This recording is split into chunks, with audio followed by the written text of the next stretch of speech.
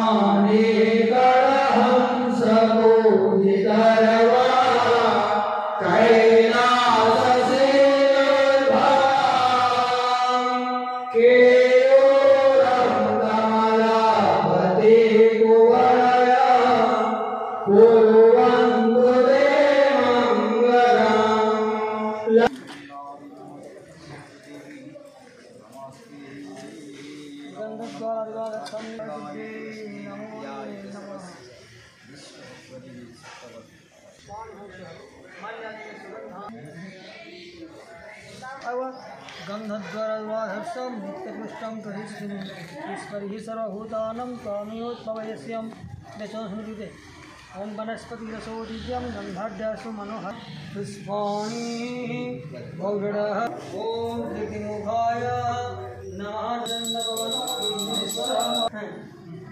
ओं शोभनेश्वराय नमः ओं नमो